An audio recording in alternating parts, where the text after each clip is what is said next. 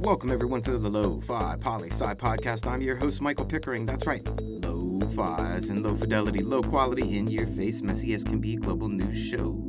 It's Tuesday, Lo-Fi Nation, and you know what that means. It's time for Tuesday's Top 10 list. Every Tuesday, we look at global indicators and surveys to see what countries hold the top 10 rankings in particular categories. We'll cover things like oldest countries, freest countries, happiest countries, and so much more. And no worries, Lo-Fi listener. We'll cover what each category means before we jump into the list. Today's list, the top 10 countries by GDP 2020. Brought to you by data from the International Monetary Fund, aka the IMF. GDP is short for Gross Domestic Product, and it's the amount of money a country makes in one calendar year via the sales of all their goods and services produced. And most importantly here, by its people. That's right, all too often we think of GDP as the amount of money that a country's government makes in a year. But oh no, the vast majority of GDP, in many countries, is from the people of that country themselves. Now let's jump to it. The list coming in at number 10 is South Korea with $1.58 trillion in GDP. And new to the list and bumping off Brazil from the top 10 last year. Number 9 is Canada, moving up a spot from last year with $1.6 trillion GDP. Number 8, Italy at $1.84 trillion. Number 7, France at $2.55 trillion. Number 6, India at $2.59 trillion and dropping one spot from last year. Now to our bottom 5. Number 5, the UK at $2.63 trillion and moving up one spot from last year.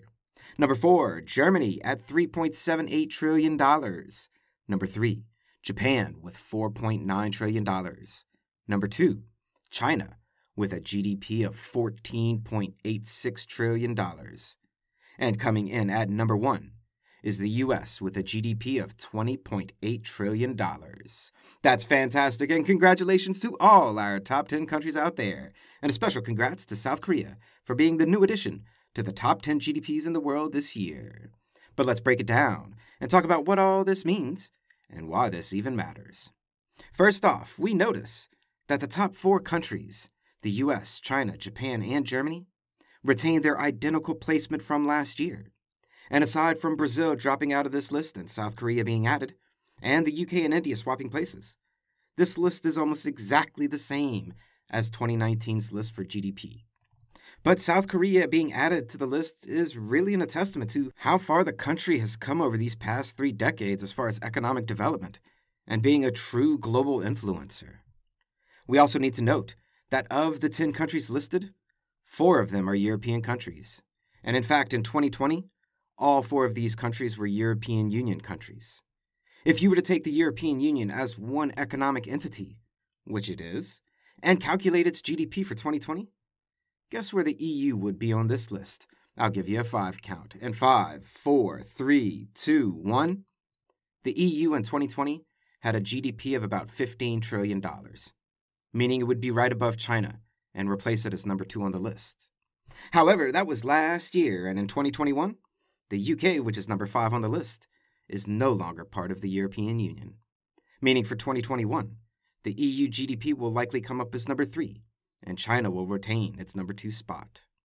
It also means that the economic bargaining power of the EU and the UK will likely decrease moving forward. But all 10 of these countries and their GDPs for 2020, all of them are over $1 trillion. And there are only 6 other countries that achieved this as well. Only the top 16 countries in the world have GDPs over $1 trillion. And the numbers drop really fast after that. 16 out of 200 countries in the world. But the reality is, the numbers drop fast even in this top 10 list itself. From number 1 having a GDP of over 20 trillion to number 10 only having a GDP of 1.5 trillion. That's some major disparities within just a small number of countries, all ranked so closely together. But to get a real glimpse of what's going on here, we'd likely need to also look at these countries' GDP per capitas. A future list for sure. Just this next week, we'll look at the 10 lowest GDPs in the world and which countries hold those rankings. But to come back around to the question we always close these lists on, why does this list even matter? And what good is this list by itself if we're interested in seeing how the countries of the world look economically. And the answers? This list is useless by itself if you want to know what's really going on in the world economically today. But it is a good starting point for comparative analysis, which happens to be our bag. More to come for sure. And that's this Tuesday's Top 10 list. Stay tuned for tomorrow's episode of Lo-Fi Global News. Always remember that Lofi Poli Sci is more than just me. It's the we that we be. Thanks for listening. Stay safe, wash those hands, and I'll see you on the next episode of the Lofi Poli Sci podcast.